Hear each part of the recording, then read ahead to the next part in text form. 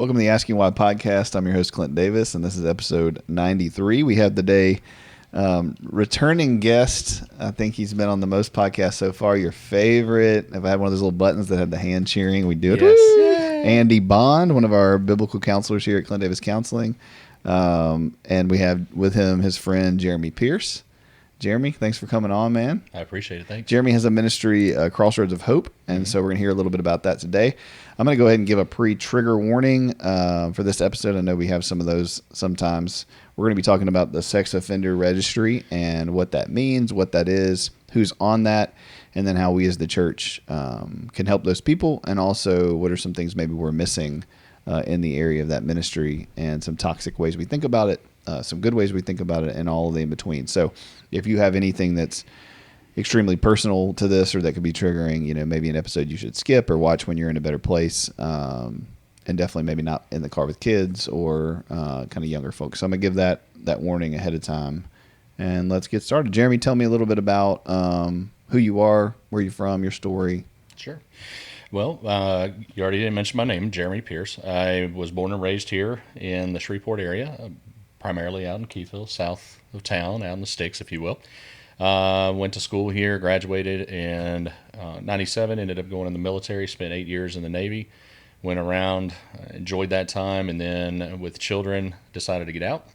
Took a job in Denver for a few years, did that, and then the economy brought us back here, and we've been back in Shreveport ever since. So what was your job in the Navy? I was in nuclear engineering. I was a nuclear machinist mate. Okay, awesome. Was that on big ships, subs? Started on a sub, and then had a back injury, ended up on a carrier. Okay. Two different worlds. Yeah, I bet. Yeah, my dad was on nuke subs back in the day, so he's a big Navy guy. And then, I loved it. Did the Army, so thank you for your service, for sure. No, you're welcome. Okay, so you got back to Shreveport, and kind of how did this Crossroads of Hope come about?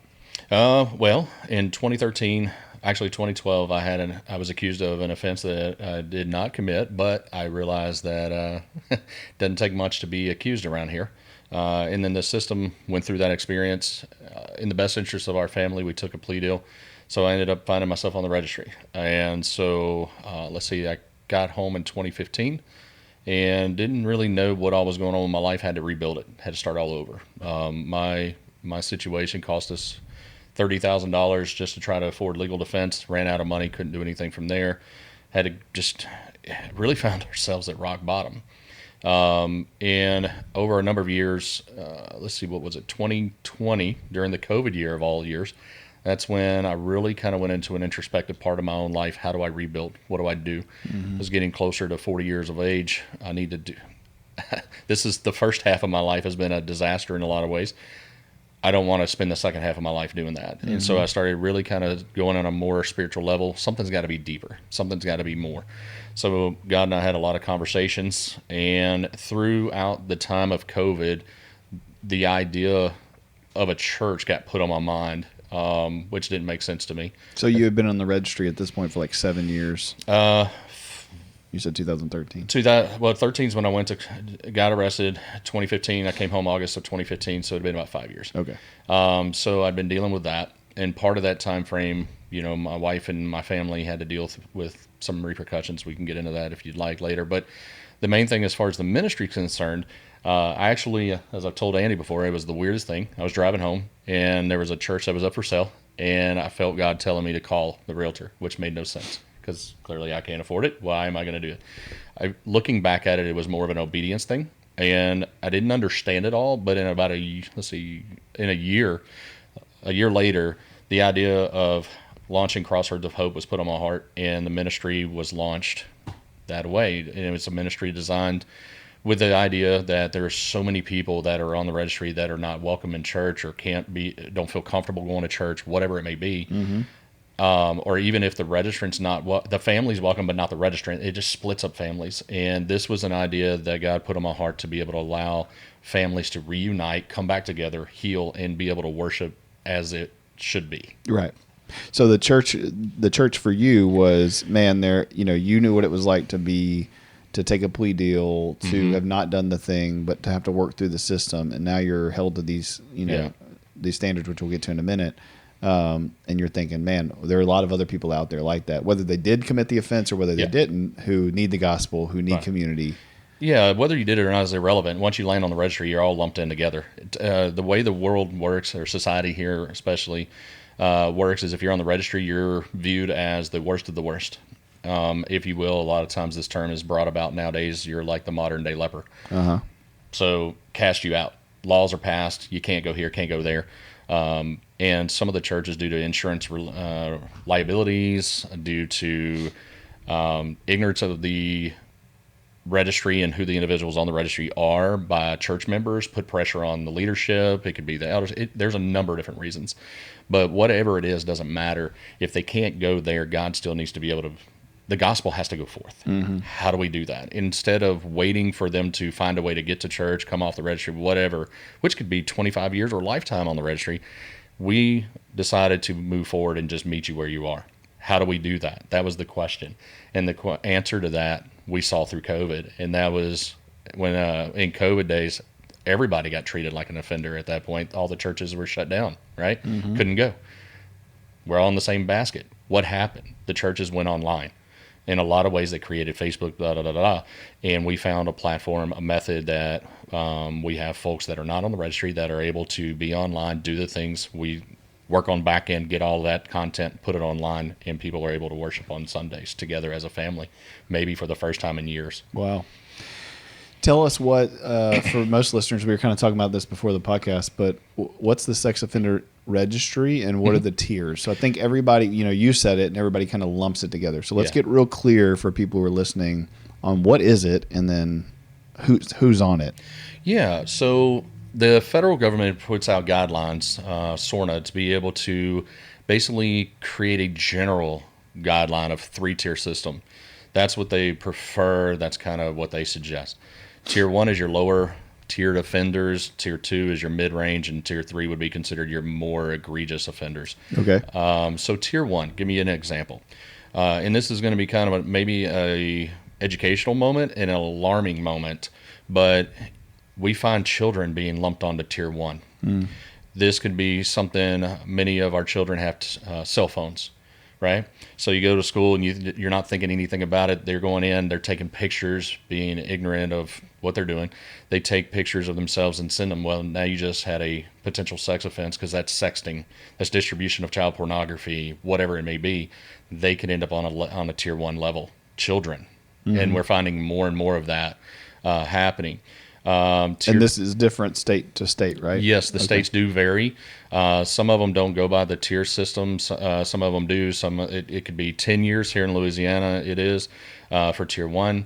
15 years. 15 years it is. Then it's 25 years for Tier 2 and lifetime for Tier 3. If your Tier 3 might be more of, forcible rape, aggravated rape, those types of offenses. Tier 2 could be, I don't know all the laws off the top of my hand, but oral sexual battery, things of that nature, just a plethora of different things. So you have to be educated on what that is to understand. Not all of them are the same. So I don't know if that helps you. Yeah, and so it's all adult to minor?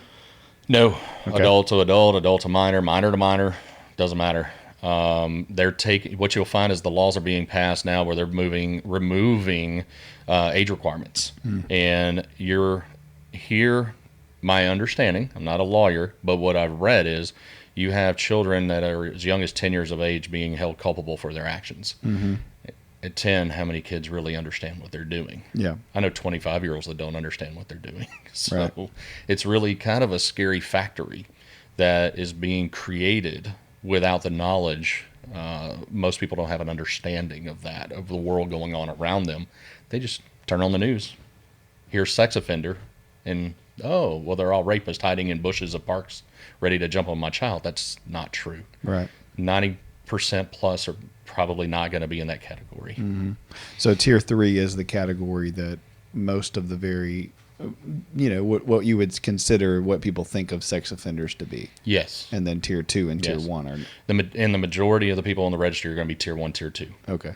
So when you pull up, sex offender map in your neighborhood, who are what does it tell you what tier they're on? Varies from state to state. For example, I believe Oregon, my understanding there is unless you're a tier 3, you're not even on the public registry. You still have to register, but it's not made public. Here in Louisiana, you still have it. Yeah. Everybody shows up, right? Yep. Not only your home, but also your place of employment. So then that creates a whole nother animal, because an employer, if I'm wanting to hire, my business could be put on the registry and I didn't even know it if I hire someone. So it makes it an employment crisis as well. Yeah. I want to make sure, we say this because I think I like to give caveats, but, this conversation is not about that people don't need consequences for offending. Sure, right? Absolutely.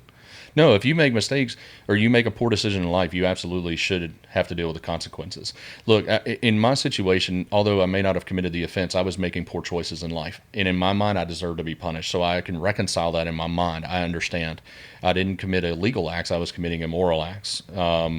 In true transparency, I had moments of being unfaithful to my wife because of my own issues from my past, and that was my way of dealing with it. But it wasn't illegal, the things I was doing.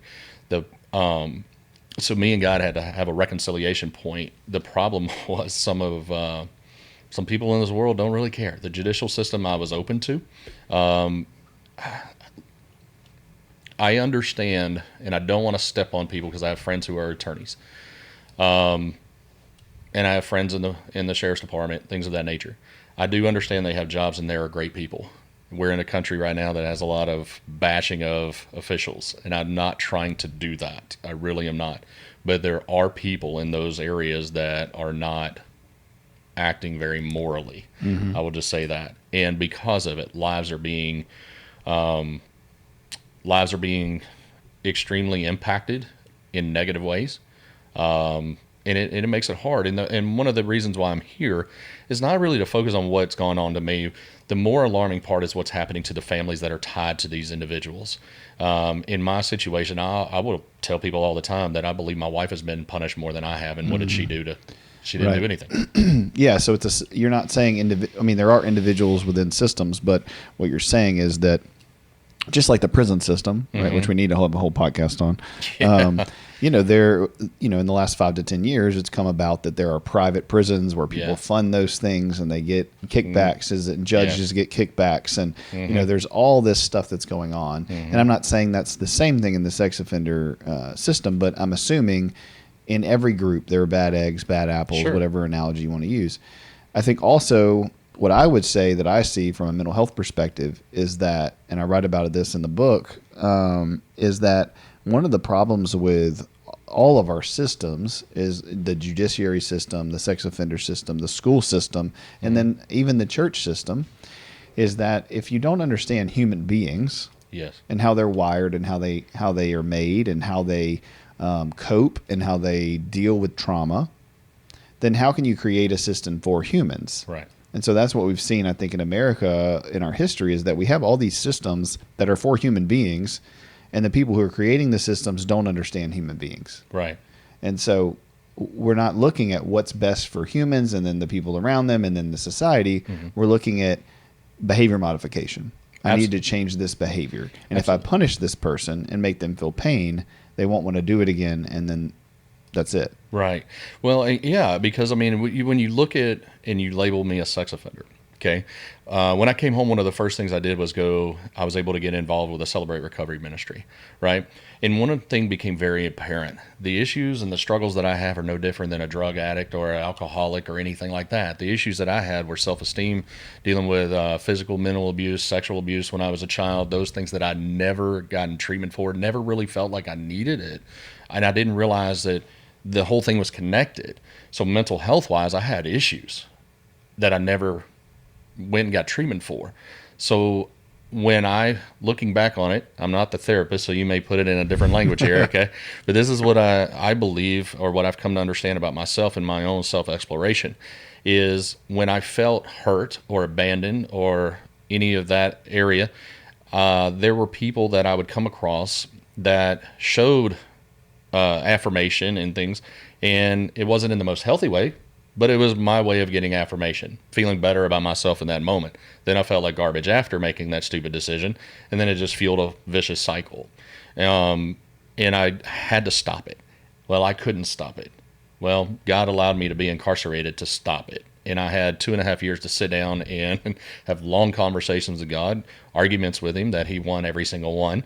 But from that, it has been a beautiful thing is seeing one, one of the most impactful moments of my life was when I am wallowing in my self-pity. I sent my wife a letter and told her, I said, just send me the divorce papers. This guy's trying to put life on me. I mean, I was facing life in prison originally. It was crazy. And the response I got back from her was, if you ever send me anything like that again, I'm going to catch a charge. It was the first time in my life I've ever experienced unconditional love, because in my household, it didn't exist. That was ground shaking for me. Then I just started praying to God. I was like, honestly, the very thing I sat there and said, God, if you're real, I need to shake my core. I need to see you. I have to see you. And He started showing up in ways that doesn't make sense. It really doesn't. I had favor. I had opportunities to get jobs that I didn't feel like at that moment I deserved while I was incarcerated. He just showed me favor. I started seeing guys in these orange jumpsuits, right? Everybody's in orange jumpsuits. And I look around, and it came to me one day that they're no different than people sitting in pews on Sundays. The difference is these guys have been caught. And many of them are starting to identify their mistakes and know that they need to do something. But yet on Sunday, we have so many sitting in pews that are no different. They're in shackles and in orange jumpsuits, and they don't even realize it. They're shackled and imprisoned by whatever hurts they've had in their past, their belief systems, or whatever it may be. And it saddened me to the point that I was like, man, something's got to change. Something's got to do something. And that's where I look back on those moments when 2021, an opportunity come to create the church. Here I am. And I was like, okay, God, and I don't know how I'm going to do this, but I'm going to say yes. Because isn't that what the disciples did? Jesus didn't give them the plan. He just said, come. And if He said come, they had to say yes. And if they said yes, there you go. He revealed it as He went. And that's the way I viewed that. I was like, okay, whatever you want, God, I'm going to do whatever you want. Because something good's going to come out of this. You're going to bring it.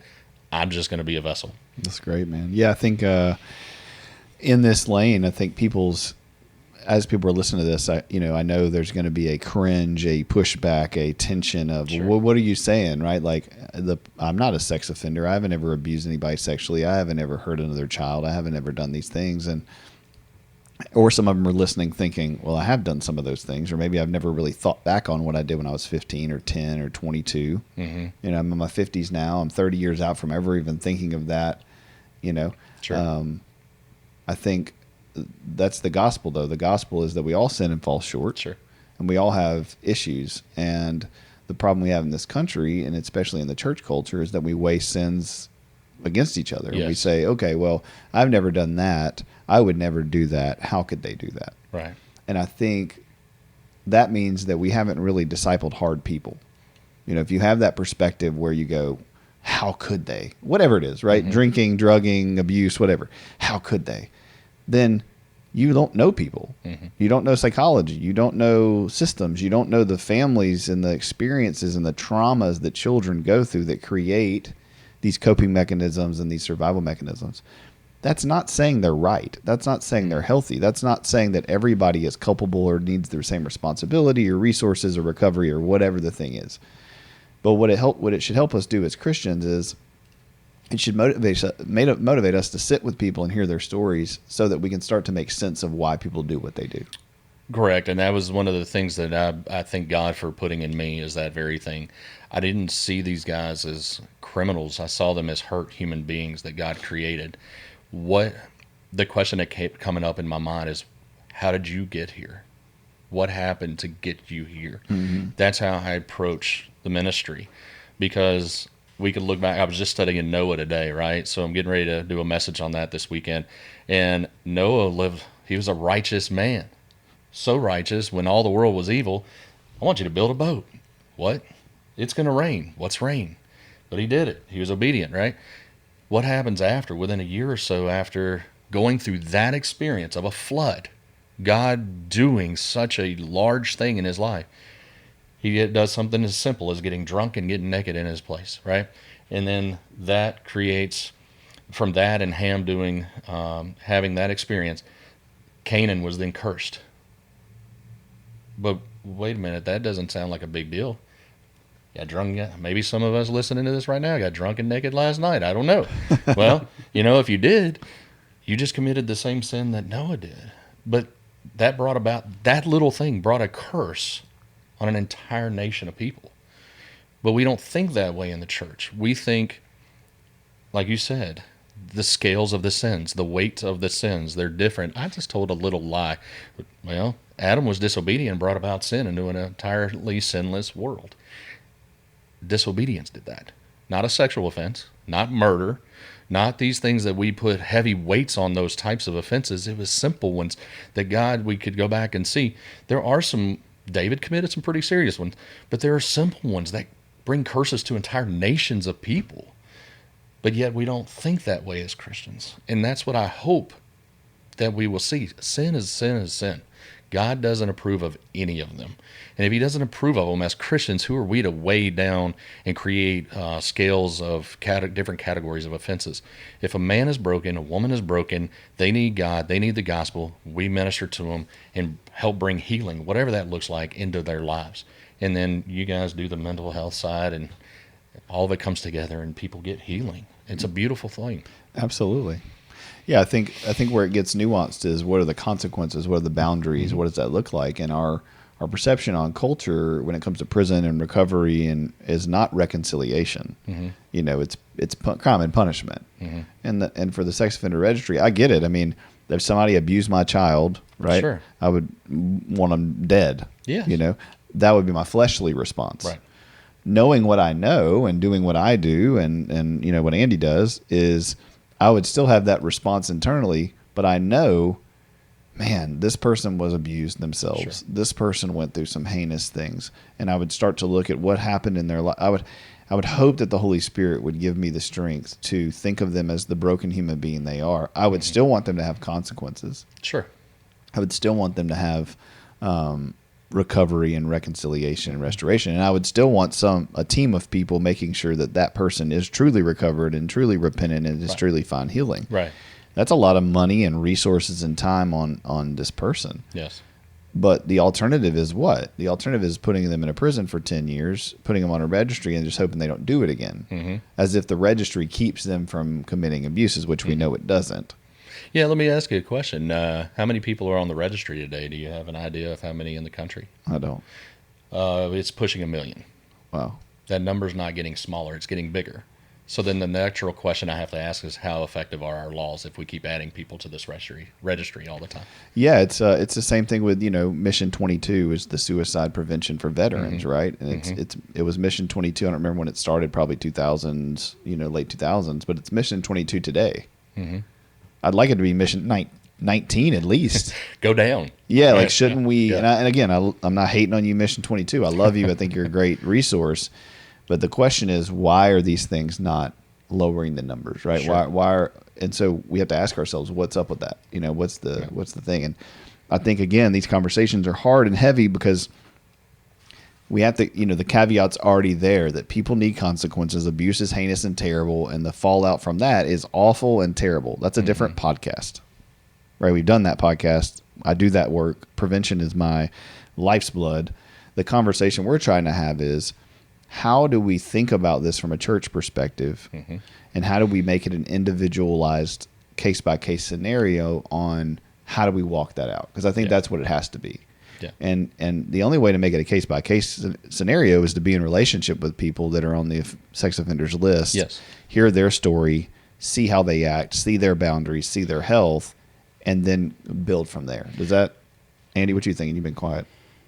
Just taking it all in. I'm blessed to know Jeremy and a lot of this story coming into this, and I'm so glad to finally have him on the podcast so other people can hear what I hear and see what I see. And he's just an amazing man of God who has taken something and turning it into a ministry and what God wants for him to come out of it. But, as it relates to the church, one of the struggles that I see in the church, and Clinton, I know you and I have had lots of conversations, is the church doesn't want to deal with issues. Messy. They don't want messy. They'll give the pastor, the associate pastor, a severance package and, kind of let it go away. They were inappropriate with their secretary or they did whatever. And it's like, they're not addressing what's really going on.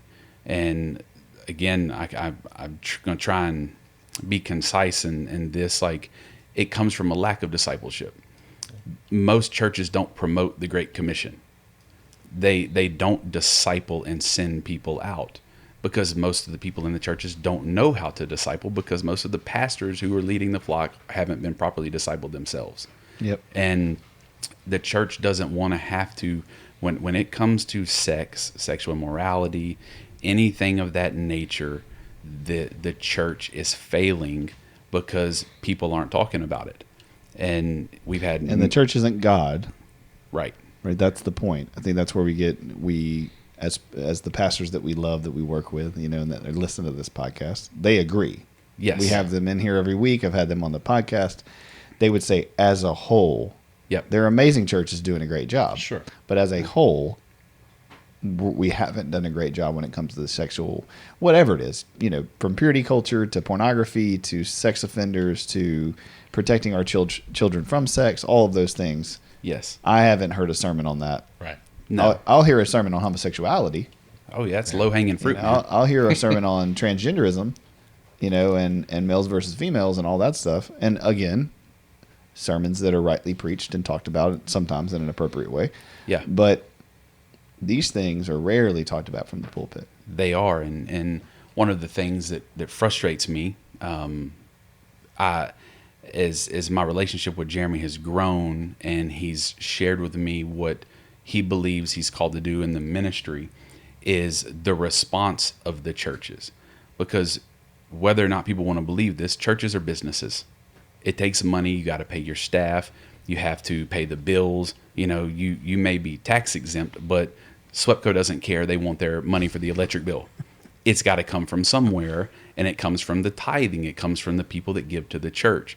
And so I had asked Jeremy if it would be okay with him when he had told me about his ministry and what he believes God's calling him to do, and I believe it wholeheartedly. Like, I try and affirm him in that.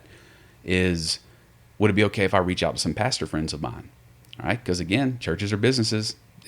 We need money. One of the things that he was talking about is, and this goes back to when I had first met him, is just to raise enough money to get the list of the registrants and send them cards about Crossroads of Hope. And so I reached out to several pastor friends. So how much money is that? I don't know what it is with mailing now because it keeps going up. But at the time, just in Louisiana, I needed about $5,000. Yeah. Just in Louisiana. So your goal was, I want to preface this so people know what we're talking about. Your goal as a pastor, as a person who loves Jesus, as a person who wants to reach people who are broken, who have addictions, who have past trauma, and we'll get into that in a minute, all those people, your goal was to send them a card to invite them to an online church where they could not come and offend anybody. Right. There was no risk of them harming anybody. They just had an opportunity to hear worship, hear the gospel, hear the word, and have an internal community they could connect with.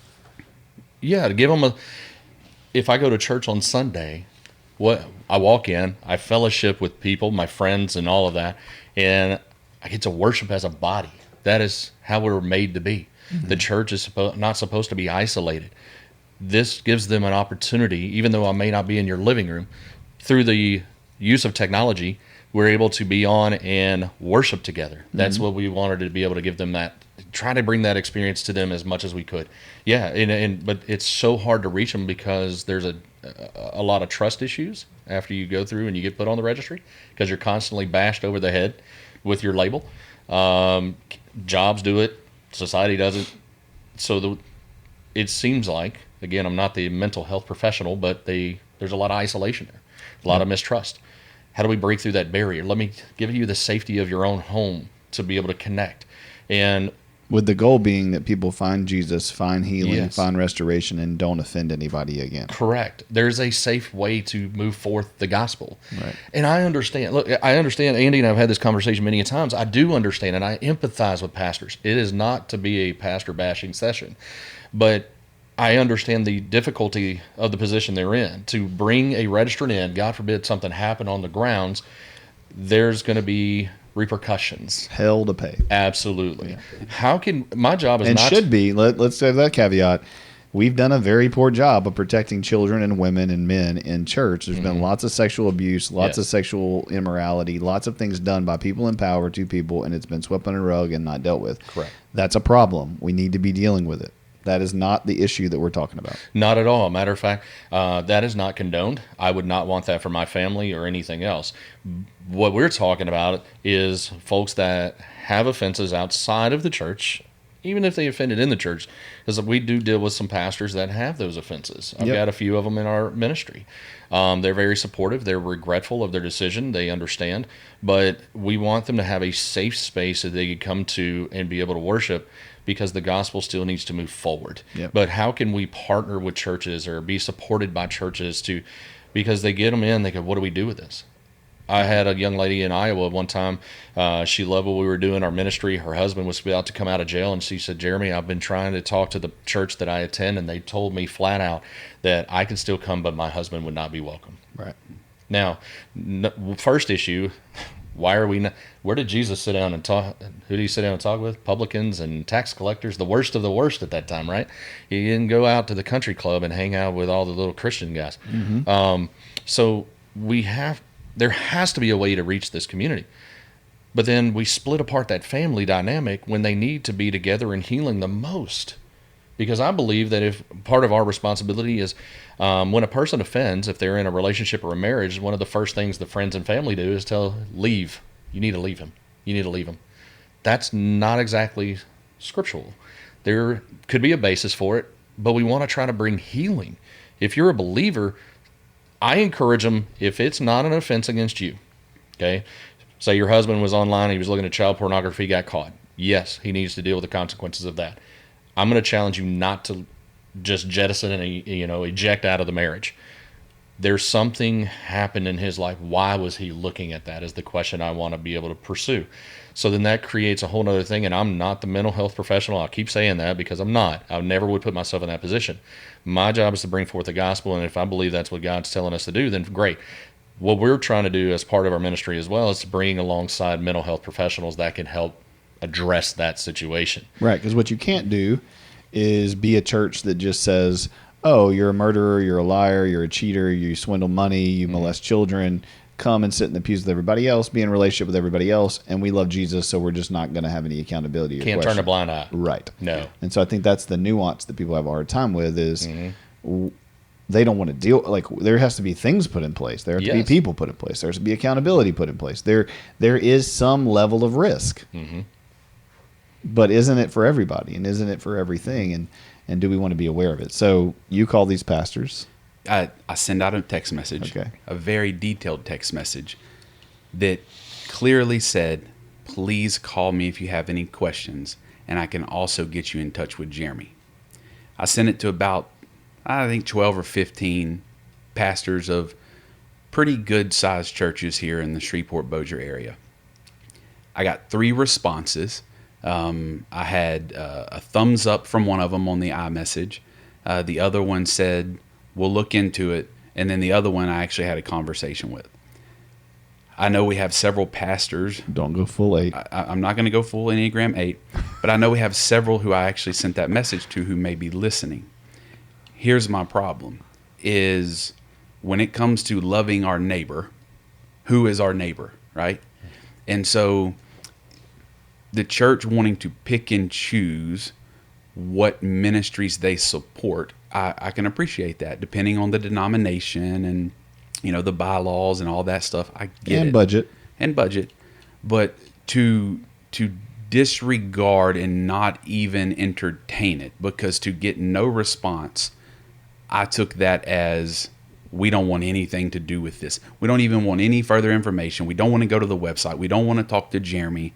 It's kind of one of those, we hope that they find Jesus, but we don't want to help facilitate them finding Jesus. And so when I got a lot of by negative feedback, I say no feedback. It was so discouraging to me because I'm like, okay, I said I would be willing to answer more questions, and Jeremy would be more than willing to. This is something that God has equipped him for and called him to. Did God cause his circumstances? No, he did not. But he's wanting to use it to reach other people for the kingdom of God. And some of these churches out here, I do know some of the ministries that they're partnered with. And again, I'm going to take a deep breath. It's extremely frustrating that he needed $5,000 for mail outs to reach people for the kingdom, but because he wasn't sending mail outs about a church play, they didn't want any part of it. And I get that. That's fine, but I don't believe that some of those guys even gave. I was specific. I said, if you need to talk to some of your church elders or some of the leaders, please do so and pray about it. Man, I would have respected their response more if they would have said, I've been seeking the Lord on this, and our church just doesn't feel called. We're not compelled to partner with this ministry. Right, which may be the case. And that is perfectly fine, but to just not even acknowledge it and say that, all are welcome. We're going to love God and we're going to love people and everyone's welcome at blankety blank blank blank church. No, everyone's not welcome. Like you're not even willing to have a conversation about potentially funding and just giving some money to a ministry. And the most frustration comes from the fact that they wouldn't even respond. And that tells me that they're in. Well, it might tell you. It might tell me that they are not willing to fulfill all of what Jesus has called all of us as Christians to do. So I don't even know that that's a might, to be honest with you, because if I'm not willing to sit down and have a conversation as a Christian man with any other human being, regardless of what they've done, am I modeling what Jesus wants me to do? Mm-hmm. No. Well, I think that goes to the problem. I mean, we can get into a whole topic of this, but I think that goes to the problem of head pastors being in the positions they are to make all the decisions, have all the authority, get all the text messages. I mean, maybe they didn't read it. Mm-hmm. I mean, that shouldn't be the system. But my point is that I think what I've seen is that as a leader of a practice with 40 people, is that the amount of people who text me about things who need, oh my gosh, like donations, giveaways, I don't respond to all of them. Mm-hmm. I mean to. I try to have Sonny respond to some of them. I try to have JC respond to some of them, but sometimes I miss people. Mm-hmm. That's sometimes the case. So sure. Some of those people that might have been the case for. But when it's the church, it's mm-hmm. different than what I'm doing. It's not totally different. It's different in the sense of the church is a body of believers that we should be able to go to and say, hey, here's a ministry, here's a thing. And it's not the thing about Jeremy's ministry, and I would say this about the hub or about human trafficking or about poverty, is that there's not 20,000 of those in Shreveport. Right. No. Right? But dances and fundraisers and pool parties and a bunch of other things that get funded, golf annual golf trips or whatever the thing, what's it called, a tournament, the fundraiser, there are a lot of those. Sure. There are a lot of things for poor people. There are a lot of things, like there's a lot more ministries than this. Yep. Yes. And then we found the same thing with, working for the hub for years and working in human trafficking. It was just like very difficult to get people to come and serve, very difficult to get people to give money to it. It's much easier to say, hey, we have XYZ ministry. Can you give us money for these kids who are in foster care? Yeah. But it doesn't get served either. I mean, most of these things that are difficult get underserved by the church. 100%. I mean, heck, and that goes back, so to get off pastors, that goes back to us as individuals. Mm-hmm. Mm-hmm. You know what I mean? There's a top-down problem and then a bottom-up problem. Mm-hmm. I mean, less than, 8% of the church even tithes. Right. So if you go to a church right now and you don't tithe, then 10% of the church is the one funding all of the things, all of the missions, all of the lighting, all the smoke machines, all of the retreats, all of the pay, all of the salaries, all of the things. Mm-hmm. So we all have to, I think, take a moment and think about our own hearts and what do we give to and what do we do, and not have an expectation for pastors to fulfill all that. Yes. Although, I hear you, I agree, that is a problem. Mm-hmm. sometimes that's more of a systemic problem than it is a heart problem, just like it is with the state. Yep. Right? And so just like we want them to judge the sex offender on a case-by-case basis, we have to do that for the people who we feel like aren't stepping up. Sure. Mm-hmm. And so I think that's where the balance comes in, is we have to be the people that we want other people to be. Yes. Even when they're not being the people we think they should. Yeah. And that's hard. And not easy. we're all a bunch of hypocrites. Every single one of us. Does that make sense? Not one is righteous. No. Not one. But I'm with you. I think that's the point of doing this podcast, is to say, what are we doing? And I hope that there are people that are out there that are passionate about this, they feel the Holy Spirit on their heart saying, okay, well, maybe our church can help. And maybe we can donate a little bit here and there, and maybe we can really help, because you're helping society as a whole when you help the least of these. That's what that's exactly where my mind was just at, because I think so many times we focus on the issue as being, I don't want to help a registrant. Okay. And I can understand that, and I can appreciate kind of the moral dilemma that someone can be going through internally. Of course, and especially if they don't have the information, they're not Yes. informed, or they have a personal experience or narrative that has been impacted negatively by it. Absolutely. And I know, look, and I really want to be careful on that and on this whole conversation. I know you already put the warning out, but I am not trying to make this a conversation of poor sex offender and forget the victims, Right. because I've been one. I was molested at 11 and 12 years old. I know what that's like. I would not wish that on anyone. Okay. But that experience was weaponized against me when I was arrested, because I was told, oh, well, you're a victim. That means you're likely to be an offender. Right. And I was like, what? Wait a minute. How do you come up with that definition?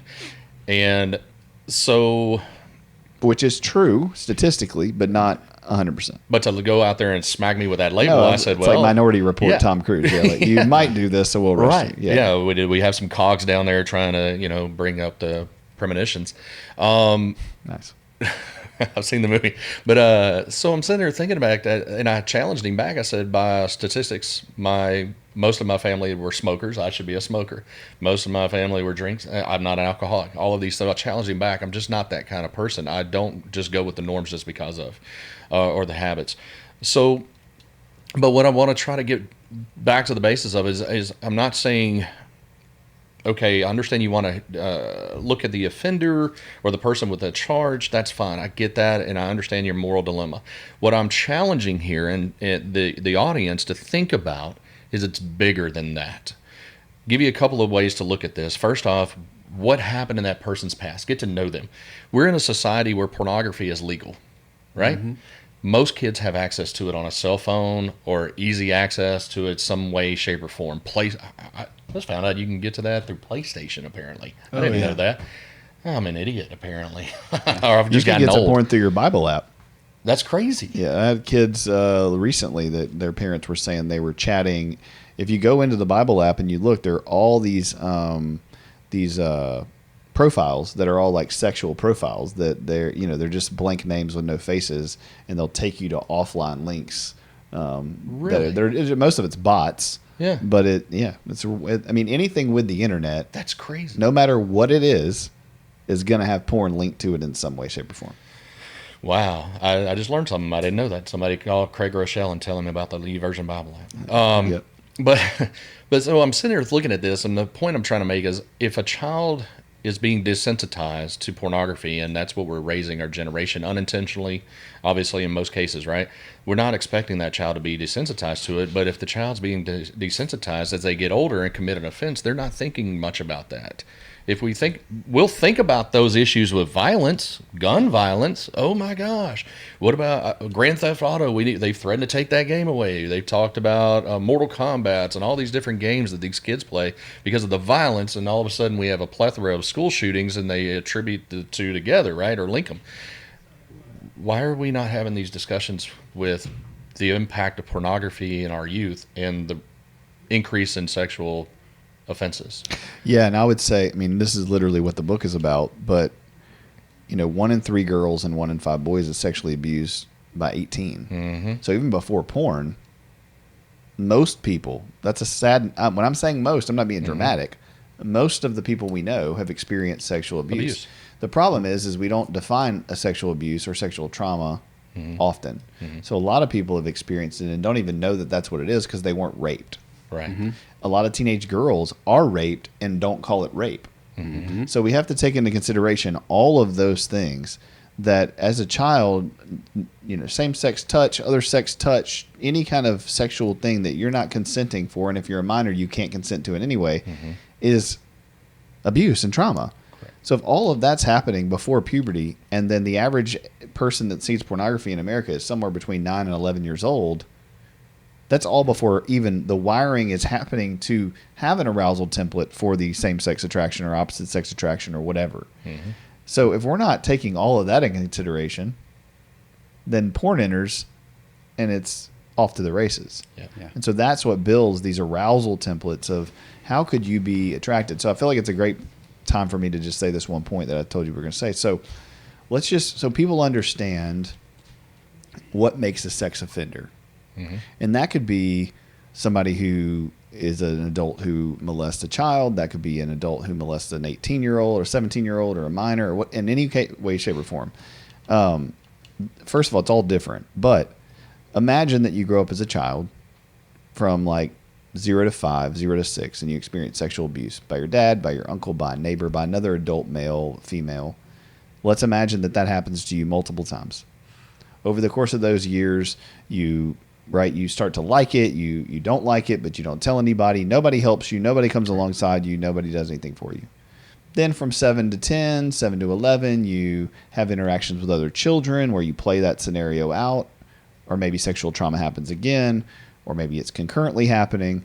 Then within that window, you also start looking at pornography. Maybe your offender shows you the pornography.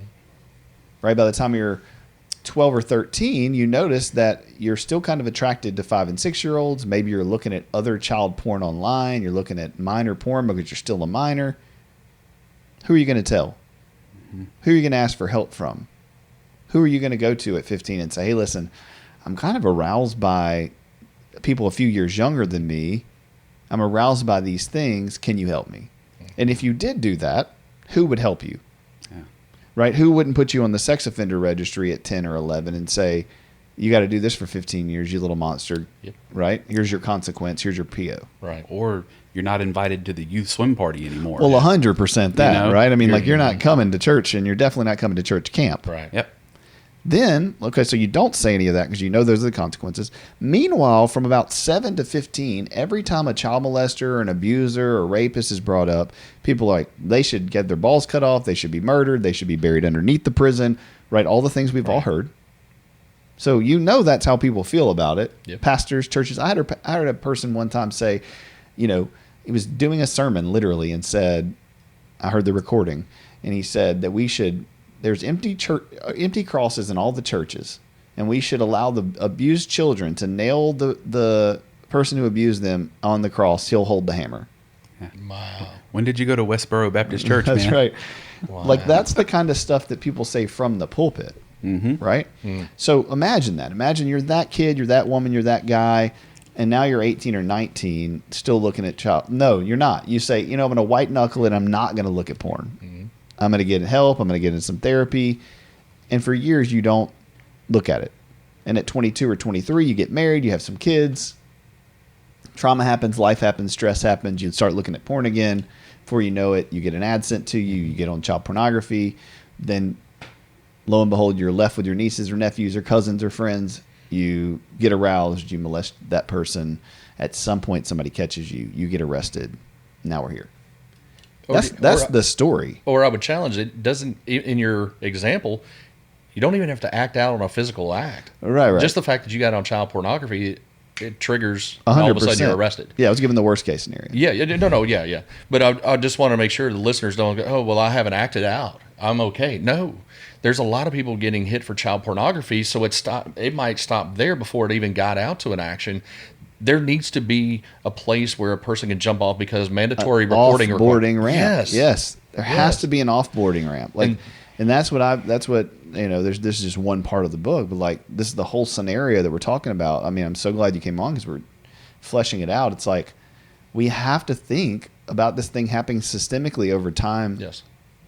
As a child. Right? It's not, Oh, I'm 32. I had a rough day, and I'm going to look at child porn. Right. Oh, It I'm started 35. yeah. That's just not the science and not the research and not how it happens.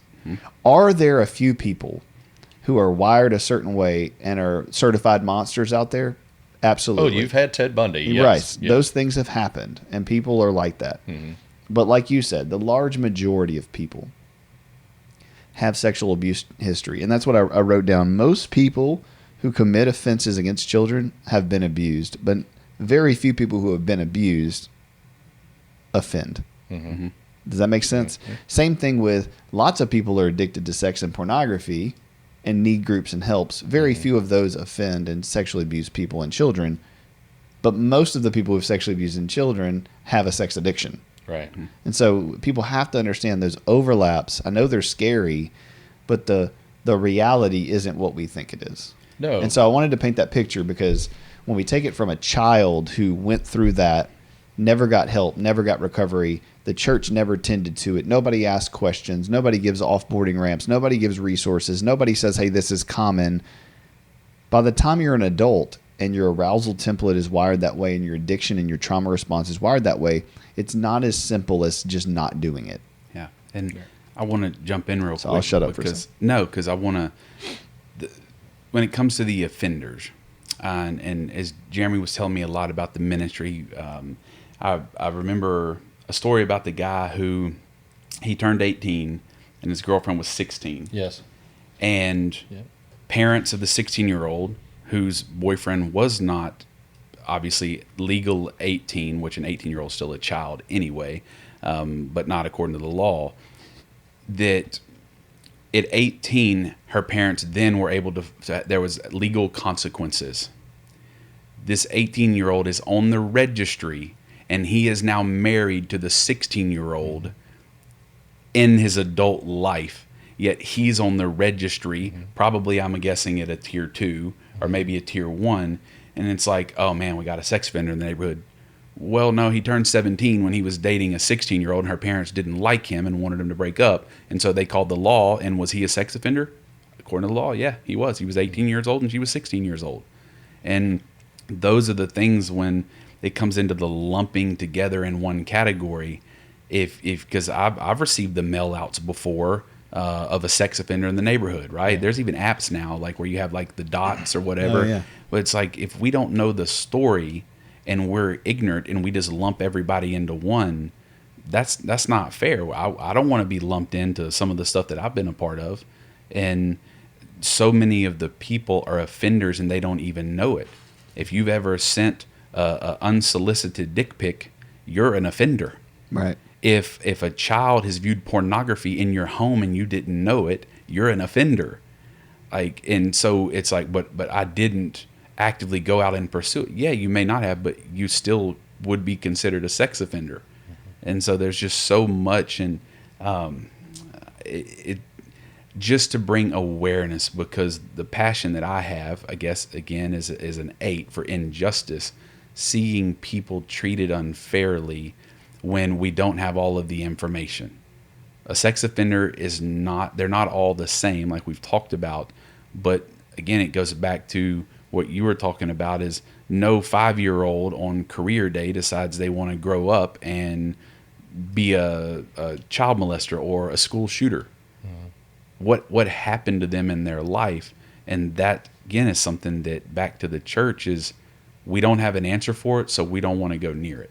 Yeah, and we have such a polarization because there's another swing, right, to take away the word pedophilia, to take away any of those things, to have MAPS, minor attracted peoples, and that's the swing the other direction, right? And we're trying to find a middle ground in the conversation to go, okay, let's individualize it. Let's find a way to help people recover, because there are people within the system who aren't what you think they are. Right. Mm-hmm. And I think that's the most important part of this conversation. The bulk of the people. I got to raise my hand. Sure.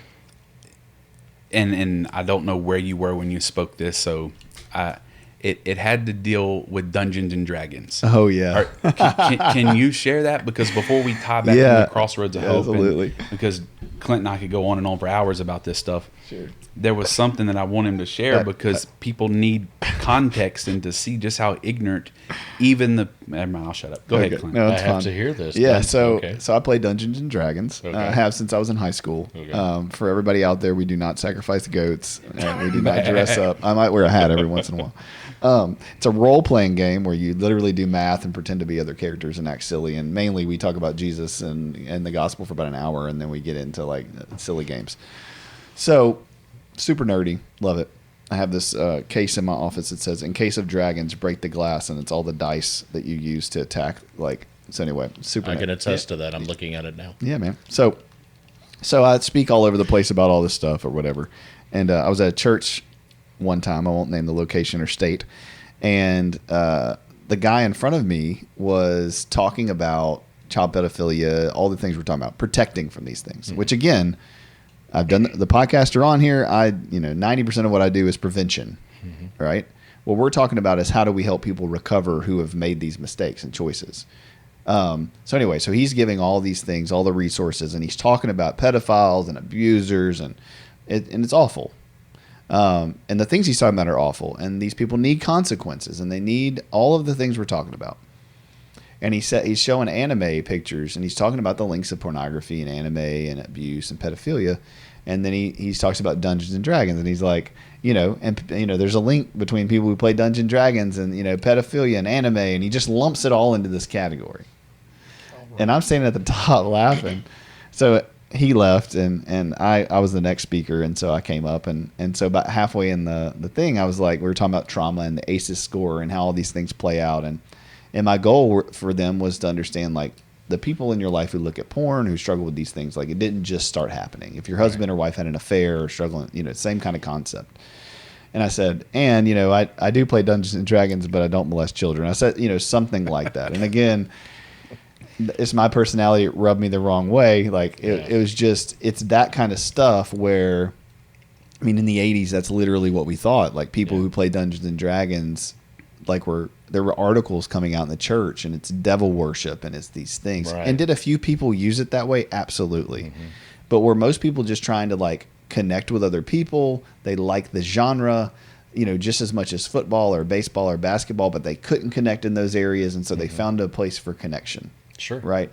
And so when we do that, when we lump things together and categorize people out of fear and without the right information, then there are a lot of people that get hurt. Yeah. And the spouses and the children of those people get hurt as well. And so I think that's what we have to think about as a body of Christ is we need more information. Mm-hmm. When somebody asks me about what do you think about homosexuality or transgenderism, I'm always like, well, tell me about sexuality. Can you explain to me how a man is attracted to a woman biologically? Can you tell me the science, how that works? If you can't, then we can't really have a conversation about these other things. And what I find is that 9 out of 10 people, things are happening, and we just know they happen, but we can't really tell you how they happen. Right. Now, there's a lot of research and evidence on how they happen, but they can't tell me. But we want to talk about an outlier situation. Mm-hmm. And this is the same way. Yeah, absolutely. We see it all the time. Again, not condoning or condemning either one, but the point is, yeah, don't treat all offenders, and they're changing and get away, by the way, from sex offenders to PFR, people forced to register, is the term they're trying to, because just when you use that connotation of sexual offender or whatever, it automatically, you remember the Duke lacrosse team? Yep. Mm-hmm. You remember what happened with that? I do. Okay, we don't think about that way, but thank God there were 3 Duke lacrosse players that were charged. If you're not familiar with the story, just briefly in the mid-90s it was, I believe it was 94, 95, yeah, right around that time frame. And all 3 of them were accused, pointed out by this girl in North Carolina as having sexually assaulted her. And they went through and were going to court. And these are Duke players. Their parents have money. 2 of the attorneys didn't catch it. Thank God the 3rd one did. There was I remember watching the ESPN 30 for 30 short. If you haven't seen it, go back and educate yourself. There's a shameless plug. I don't work for ESPN, but there's a plug for that. There was a symbol, a a little marking on a page that raised the curiosity of one of the attorneys. And that ended up being a thread that pulled the entire case apart. Because in summation, this girl made a false accusation against all three of these players. The DA knew it. He didn't want to bring it up. So they were colluding to be able to cover that up on the stand. The DA eventually got slapped on the wrist. I think he might have been disbarred. He had to do 1 day, if I recall correctly, in the county jail. That was it. And the girl, I don't know if she ever got in trouble. Later on, she ended up, don't quote me on it, I believe this is what happened. She ended up committing murder against a later boyfriend. So this girl I believe she had mental health issues. But they did not recognize it. And if that attorney, I thought about that watching it, if that one attorney missed that symbol, all three of those boys probably would have went to jail. Now, even though they didn't, here's another thing people don't realize. With the internet, it never goes away. If you Google their situation, it always comes back up. All you have to do is Google it. Well, that's the danger of the world we live in. Yeah. And this is why this is such a hard conversation. Because even me, as a therapist who works with women and men in trauma all the time, I'm getting a little annoyed internally, not at you, but at the process of like trying to have conversations about both sides at the same time. Yes. Because my brain, right, even knowing this and knowing what we're going to talk about, I'm like, yeah, but there's a lot of boys who get away with this crap. That's right. Right? And so it's like, one doesn't have to cancel out the other. It doesn't. And that's what I want people to hear is like, we're trying to hold two truths at one time. Mm-hmm. Mm-hmm. Lots of men and boys and preppy rich people get away with a lot of stuff. Sure. Jeffrey Epstein. But there are a lot of things that also happen because of systemic problems that whole families, not just individuals, suffer for that could be better have we a deeper understanding of the problem. Yes. And that's what we're trying to have a conversation about, the deeper understandings, the nuances of how do people become a certain way so that we can better help them recover, give them better consequences, and make sure those things don't happen again, and so that we can prevent them in other children. Yes. What I would say on that is I absolutely agree. What I'm hoping, one of the things that come out of it is you can't just take accusations on either side at face value. Do due diligence, do the research, look for evidentiary support of the allegation or whatever. There's too much. We've swung to the point where, yes, guys get away with it. I get that. But And girls.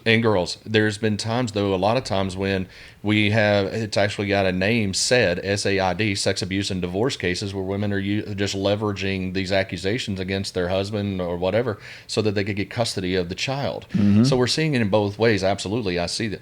We have to be able to do due diligence. And unfortunately, on this side of the equation, what I see is a lot of times, again, the churches, what I'm hoping we get a chance to talk about is what are some things we can do as a church to address this situation instead of just turning the blind eye and just saying, yep, you can't come here, go away. Because like in North Carolina, we have found that the law has gotten to the point where it just says you can't go to any place where children congregate. Well, most churches have a children's program. So we have a lot of people coming out of North Carolina saying, I can't go to church. We're glad y'all exist. I can't even think about going to church. Now, the question then, I've been trying to rack my brain around, and I got to talk to attorneys who are a lot smarter than I am. How do we get around that? Because how do we give that person a church experience, that family a church experience, where maybe, I don't know if there'll be home churches at some point. I don't know. I've been asked that. Are y'all going to have physical location? I don't know yet. Right now, I'm just trying to meet a need where I see a need. And if God does what he does, that's great. But we've got a couple that leads a life group for us in the evenings on Monday nights, and they've got children. And they're like, well, one of the things I think about in my brain, how do those kids go talk to other kids about their situation? Mm-hmm. And if they can't talk to someone about their situation, where do we go from the father who has the offense to the wife being able to talk to friends and be real about the impact? Because she can't, because her friends probably can't talk to other women, or she can't go talk to other women about the issues they deal with specifically with regard to the registry. So where does she find that support? And it becomes so overwhelming that maybe it just rubs the marriage the wrong way, and there's a divorce that later happens. We hope that doesn't happen. So we're trying to one of the byproducts of this is she understands that there's other women, other spouses. We've given her an opportunity to connect with other wives so they can have a conversation and have some dialogue. So she knows she's not alone. The next element down the road that I'm praying that God will make a way to have is, how do these kids get the support? Mm-hmm. They can't. My children can't go to youth at a church and go, my dad's on the registry, you know, da da da da. Because I was thinking about this the other day. Our church, we had some gatherings and stuff. Why isn't your dad here? Like, where's your dad? Why isn't your dad at all these functions or something like that? If they got to ask that question, how does he respond? Mm-hmm. I only have one left at home now. Most of mine are adults, but I've thought about that through the years. Yeah. How do we help the kids? And so in North Carolina, yes, you couldn't even drop your kid off at VBS. Mm. That's wild to me. Can't be in the proximity. That you can be working through it. And is there ever really a way to tell where someone's at in their mental health? No, you can assess it, but the point being, for however long you're on the registry, you couldn't even take your kid to VBS in a state like that. No, and even if you come off the registry, Google will just Google my name or something, and somebody finds out, they may persecute you even then, you know, just because you're not on the registry, just because of your history. Sure. I don't know that to be a fact, but I'm just thinking in those terms. Yeah, one of the things I talk about with prevention.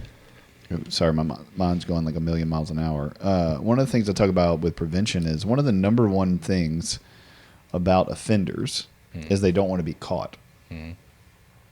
The idea that, let's look at the facts. The situation isn't that, let's say there's 100 people in the registry. How many of those people are going to get out at a school where everybody knows they're on the registry and harm a child? Right. That's not what happened. Mm-mm. Does that make sense? Like, that's not what the cases are. The majority are someone you know. Yeah, somebody you know, a relationship, an inappropriate situation, a lack of boundaries, a lack of whatever. It's not a like random act of sexual abuse. Right? Can people groom? Do people? Yeah, of course, those things happen. But again, 92% of it is somebody you know. Mm-hmm. It's not a random kid at a school at the drop off. So that matters. Because we're talking about risk evaluations, and we're talking about what is the risk of letting someone who had sex with a 17-year-old or 16-year-old when they were 18, now they're 24 and they're still on the 15 years, pick their kid up from school. Right. I think that should be a communal, relational conversation between the school and the person in that relationship, right? So it's both. It's the offender has a responsibility to go and say, listen, here's my situation. Here's what's happening. Here's the recovery I've worked through and am working through. And here are my boundaries. And his wife say, or husband say, yeah, I know about this. I'm on board with this. Mm-hmm. He has been sober for this many years. Here's where he is. Here's where we are. So we know the risk is like, 0 to 2% that he would ever do anything inappropriate. Now everybody has eyes on him. We're going to watch you when you come to support you and love you and keep you healthy. Now the school has a choice and an opportunity to say, okay, well, we've had these conversations and we don't feel like it's inappropriate. We actually feel like it's more harmful to our community and to him and to his children to not let him drop off their children when the risk is less than point whatever percent. Does that make sense? Yeah, makes perfect sense. So who's having these conversations is the question, right? And I think that's part of doing the podcast is saying these conversations are not complex. No.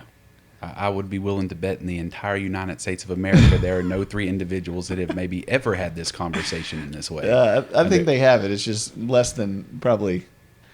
But you want to be publicized having that conversation is another issue. But then not only having the conversation, what are we actually going to do about it? Yeah, that's the question. Well, I'll give you an example. Even in this situation, a friend of mine texted me this other day, and I'd actually read this already. But this one is a 2020 article about the Southern Baptist Convention, talking about making decisions. They voted to disfellowship a Southern Baptist church in Midland, Texas, because the church was employing a lifetime registered sex offender as the pastor. Mm-hmm. If you're going to be the pastor of a church, don't you have to go before a leadership board, a pastor search committee? They did due diligence, you would assume, before they allowed this man to stand up in front of their congregation and preach to them. I don't know what their congregation was made up of, and I do understand where there could be some concerns about this man being a pastor. but I don't. It doesn't list in the article what the safeguards may have been. Obviously, I wouldn't want him to. Or even what tier he was. What tier he was. I wouldn't. If I'm in his shoes, I wouldn't want to be the pastor of a church and then be in close proximity of a bunch of children, especially alone. I would not. I would never put myself in that situation. That's kind of what led to me being in that situation, was without not having cameras or anything to deal with my situation. But the fact that an entire large conglomerate like the SBC makes a decision to disfellowship a church because they did what they felt was right, that blew my mind. I was like, wait a minute, wow, these people know that guy. Unless he committed another offense, which it doesn't say here, and it had been years since I believe he had actually gone through his stuff, dealt with his conviction and everything. But just to discredit like that just really kind of caught me off guard, because as being in my role, I'm going, man, I'm sitting here pastoring a group of people online. Could that happen to me? Yeah, the question is repentance. Yes. For me, the question is the person, no matter what the sin, but especially in these situations, are they repentant?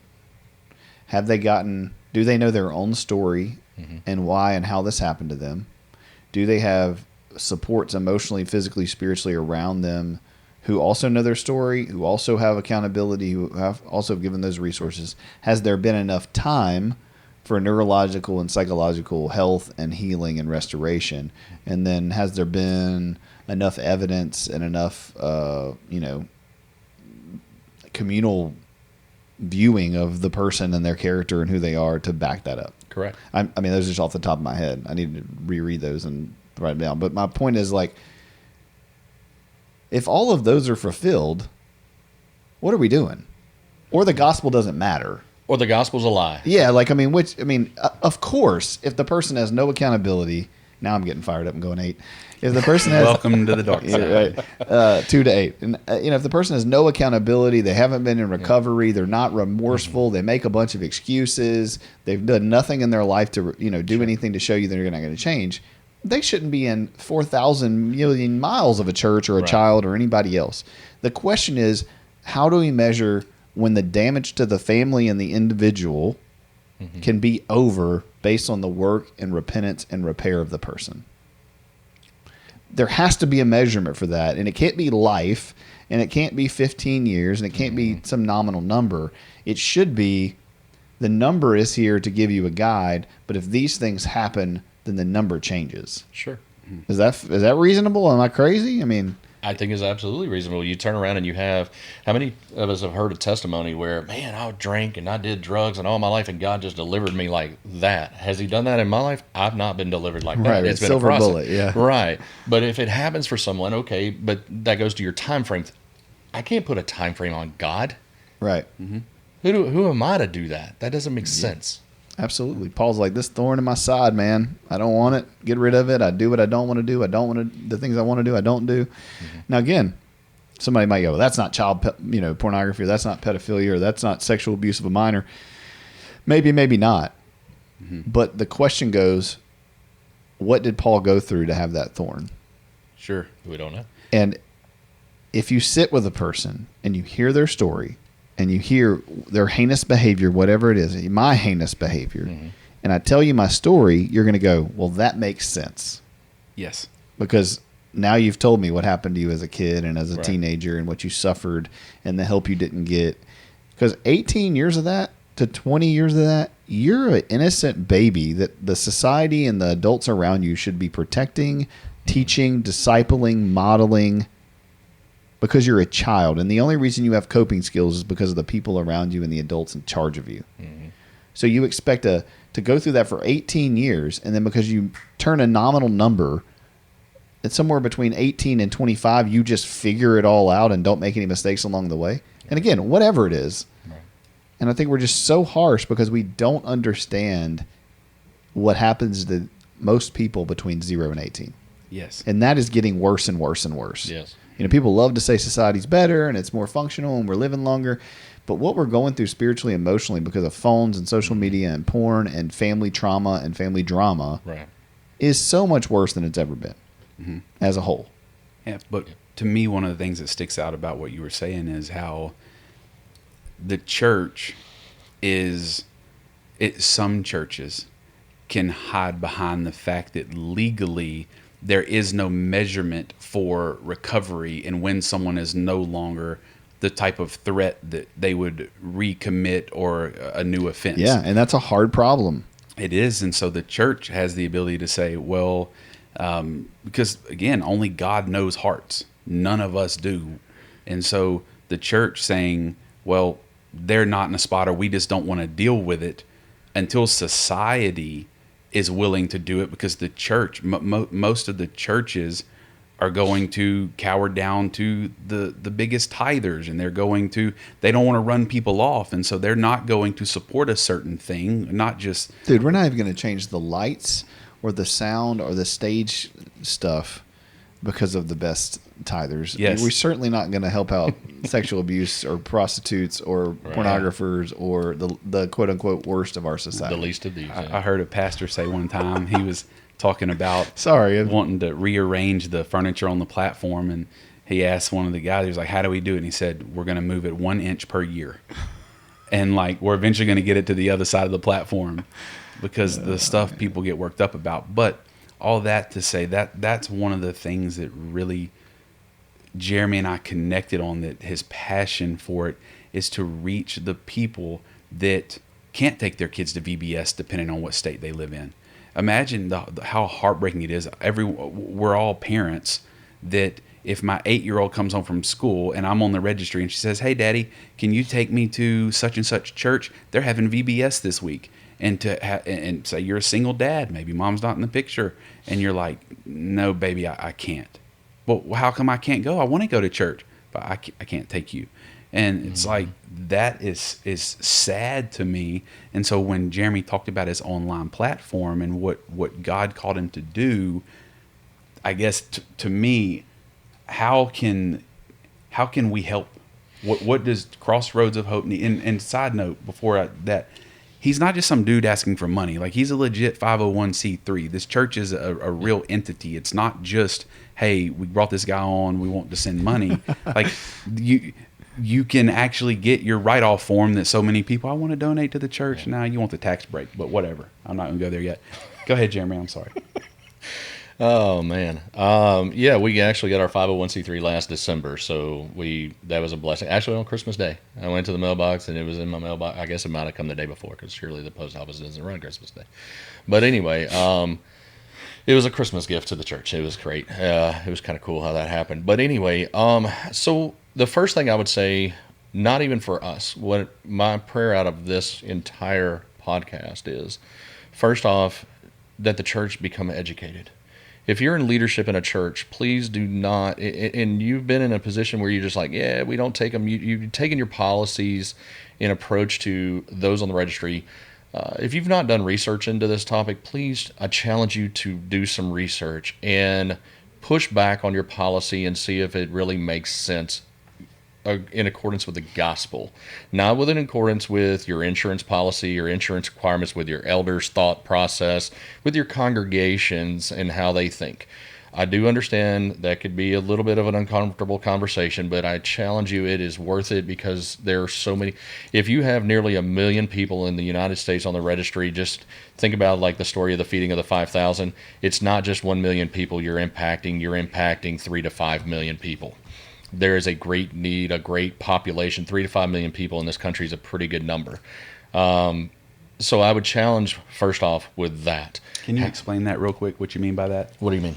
The fact that you talk about the 5,000. Yeah. That was 5,000 men. Yes. That did not include the women and children and their families that are affected. That's how he went from 1 million to 5 million. Yeah, because I went to Washington, D.C. in March and got a chance to speak at a conference, and one of the biggest things that I got out of it that I did not expect was there's a lot of this conference was an advocacy conference for an organization that deals with the legal side, the political side of this issue. Okay.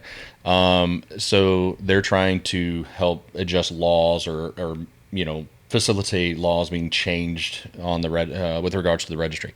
Anyway, during that conference, I sat there and got a chance to meet a lot of parents.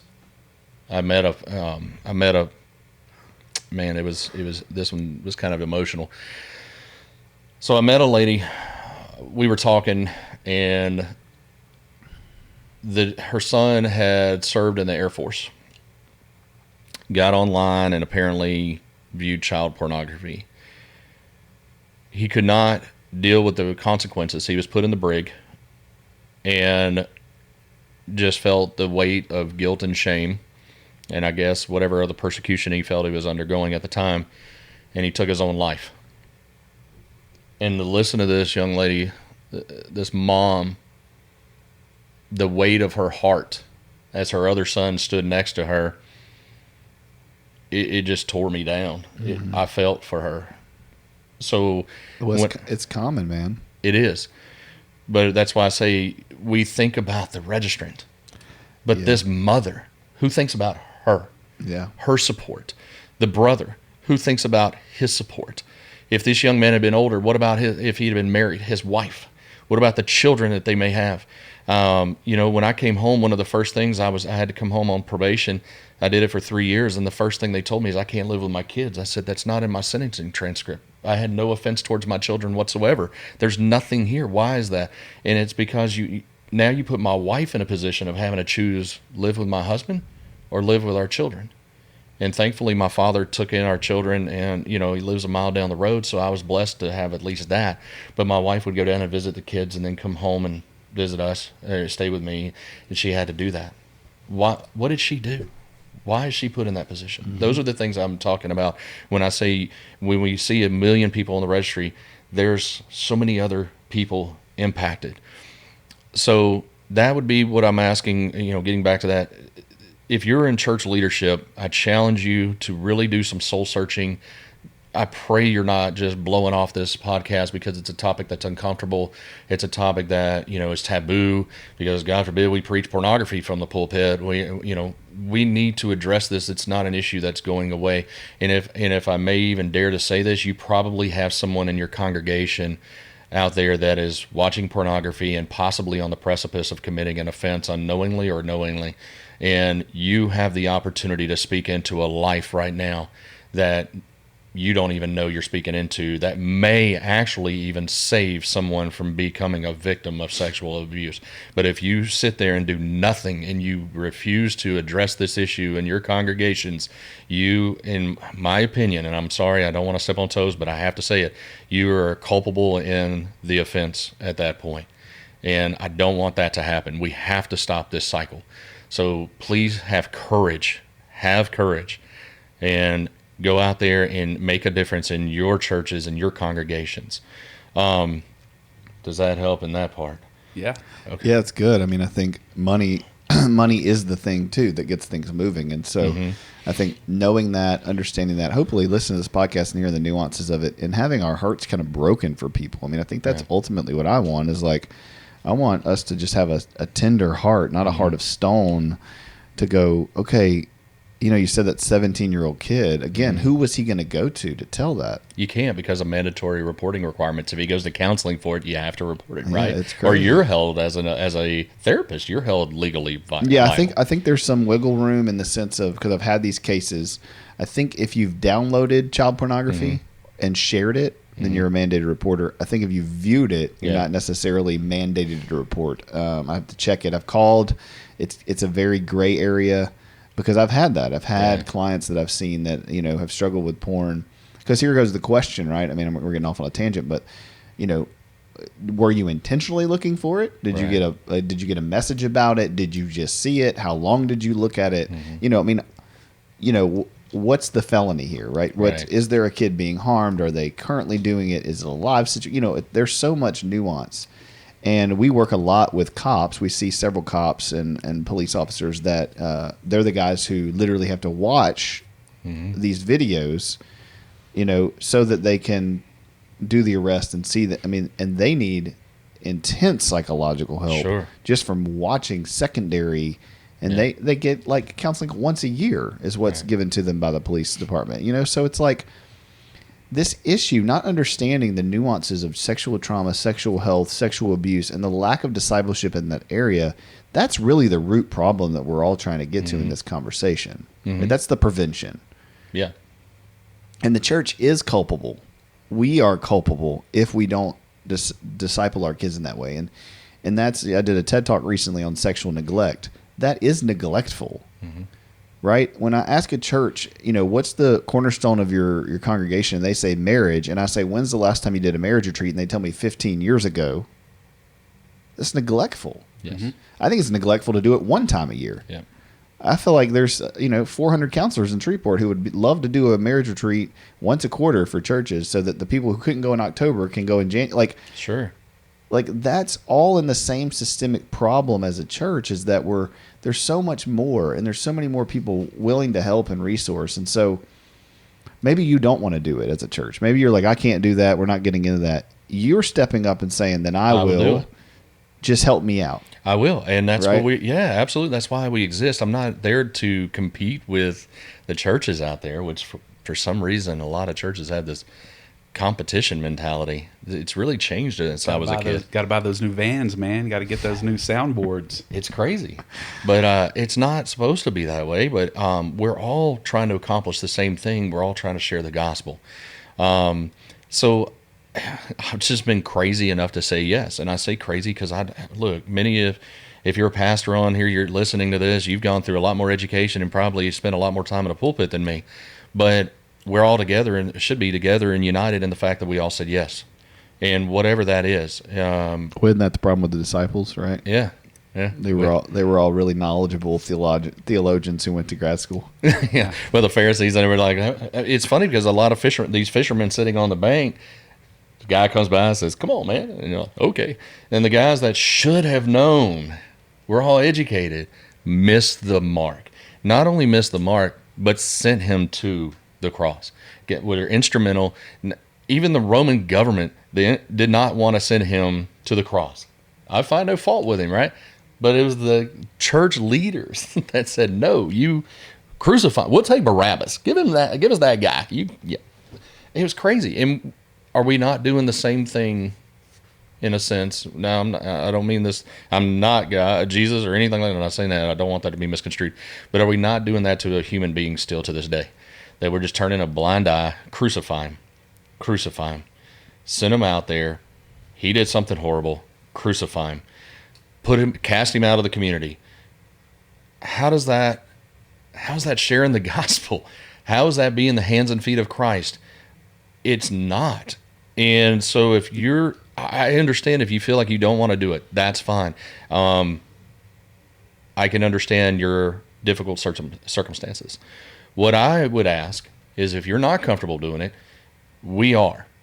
And Crossroads of Hope exists for that very purpose.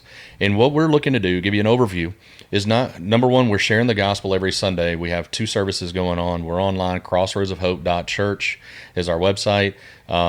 We go on there and it's done over a feed. So most of my weeks I find time to go record sermons, putting them together. If you're a pastor and you have material, I welcome that material as well, because at least at this point it's hard to do the administrative side and be able to have time to put together messages. So, I've got a few pastors that have allowed us to use their material, and so might do a series out of there while I'm doing administrative and then prepping my own stuff. So that's how we do that. We have worship, things of that nature. Big picture though, the meat and potatoes of what we want to accomplish is being able to, I call it the pro plan. I want to do prison outreach first off. If a man gets arrested, is he not at his most broken point, hopefully, right then? I want to be able to connect with them as early in that process as possible. I'm not there for legal advice. I'm not there for that, but I'm there for spiritual guidance and advice. Our team wants to be able to support that individual, and we want to grow volunteers and have more as we grow that. But I've got a few guys on my phone that through ads that we put through that go, the Narsal Digest, which goes into some of the prisons, we've had some responses, and so I have email correspondence that I reach out with them.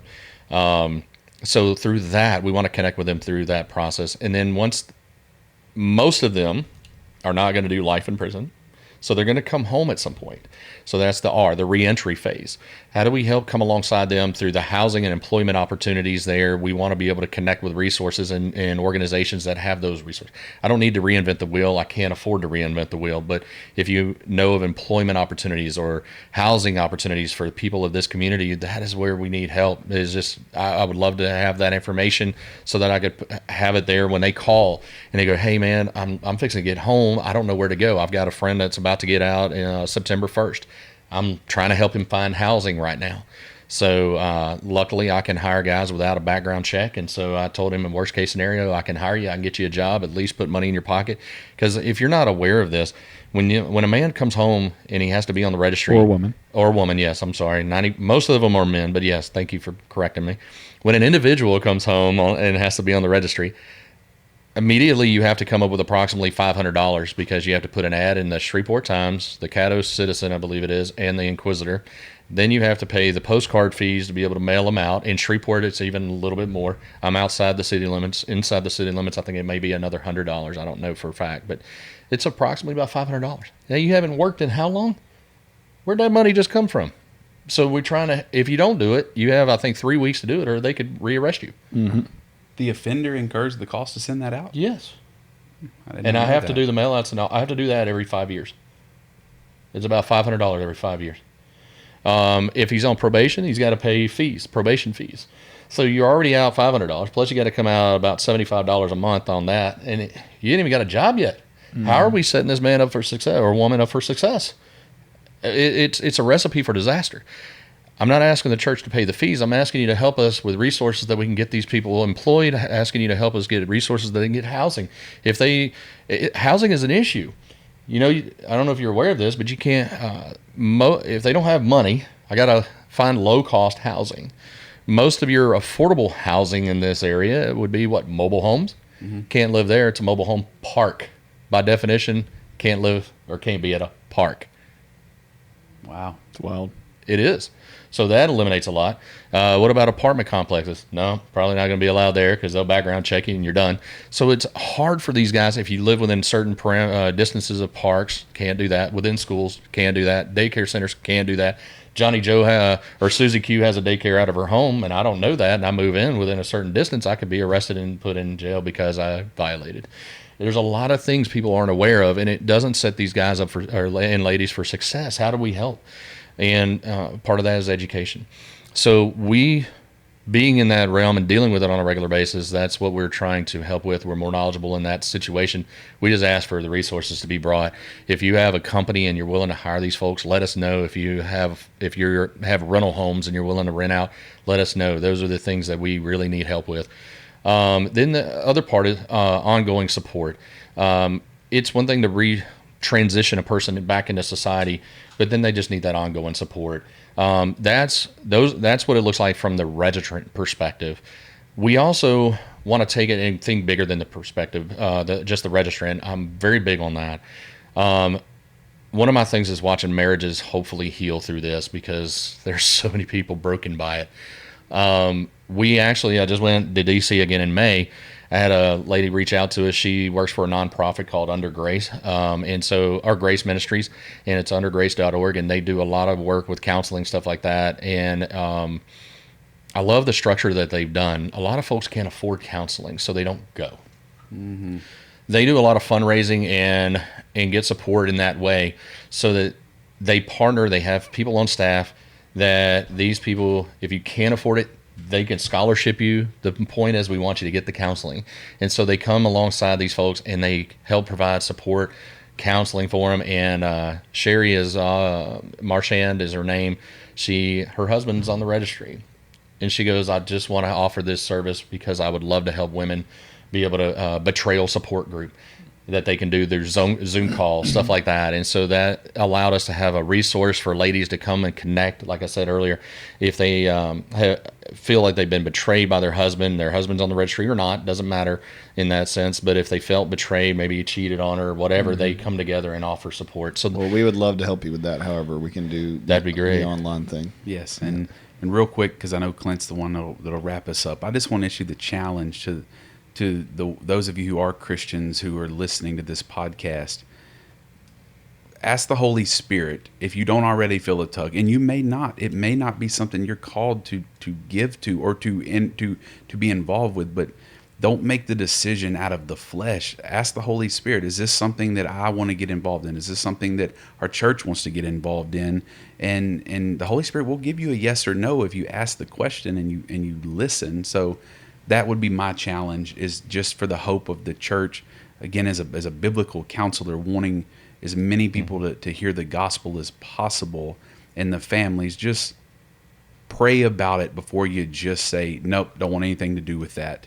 Right. Because you're not even allowing the Holy Spirit time to help soften your heart towards not just this ministry, but any other ministry that you may want to consider. Yeah, that's good, man. Well, one, I know we got to wrap up, but thanks for coming on. Thank you. Thanks for telling your story and being brave. Thanks for being a model of the gospel. We all are. Yeah. We all fall short. Me and Andy have our own histories and stories and stuff, and I could easily have, been in either one of your shoes and vice versa, I'm sure. And so I think that's what we have to know as Christians, is that, we can sing these songs about come as you are, and, and pastors can preach sermons and say, it doesn't matter what you've done. It doesn't matter how bad your sin, the gospel outweighs. That's true. That is a true story about the gospel, but does it apply to all things? Right. Yes. And yes, it applies to all things, but also we know that there need to be parameters and structures and boundaries, and it's not a free for all, and it's not you wouldn't do that. You shouldn't do that with anything. Right. Whether it's alcoholism or drug addiction or, on the Sex Offender Registry or pornography, whatever it is, there needs to be those things that I talked about earlier, that have the structure to know if the risk is high or low. Yeah. We're all agreeing in that. Right. But when we just say, no, I'm not going to deal with this because it's hard or it's messy or I already know what it is, and we don't even really know what it is, we can't define it, we can't talk about it, we won't even listen to a podcast about it. Right.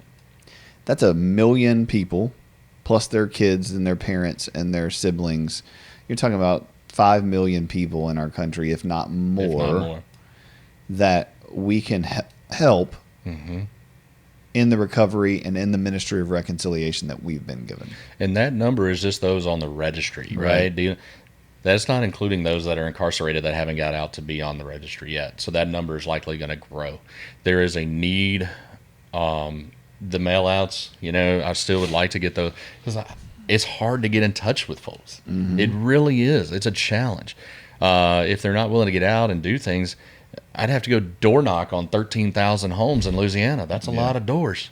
In America, that's 1 million. How do we reach them? And so being able to get that out, and I was just to think about it, it's about 50 cents a card at least on bulk mail. You're talking $500,000 to reach every person on the registry in America just to get them word out and let them know we exist. That's a lot of money. Yeah. So I've got to take an elephant eating approach on this stick one. With Louisiana. Yeah. Let me just get a toe here. That elephant's huge. That's good. But we can do this. We can do it, and we need your help as the churches and the ministries, is to really truly be the hands and feet. Don't be afraid if a person is a registrant. They're not. I can guarantee you. The recidivism rate is not what they're telling you. It's not 80%. It's actually one of the lowest recidivism. What did you say earlier? They don't want to get caught. When a person's issues are exposed, it changes most of those individuals. And if we can offer a path to healing, it helps the individual, yes, but it makes your community safer. You know about the issue, you've identified the issue, the person, the individual. That means you should be more eyes are aware of the issue, and your kids can live a safer life. And even more important, you can start to break generational curses. Absolutely. That's a key. And I will say this just to wrap up. I've seen churches do this well. So I know we push back a little bit on the church as a whole. But I've seen churches do things well. I've seen churches deal with child pornography, abuse cases, betrayal, trauma really well. The gospel, the church, is the answer to these solutions. We just have to be educated and equipped. And so I challenge us to do that. Yep. Thank you for coming on. Thank you guys for listening to a tough conversation. Andy, thanks for being back with us and all your hard work. Yeah. I'm hoping for the Asking Why with Andy and Clint podcast. There we go. Yeah. One day we'll get there. We'll have one for each of us. Yeah. Thank you all for listening. God bless you and have a good week.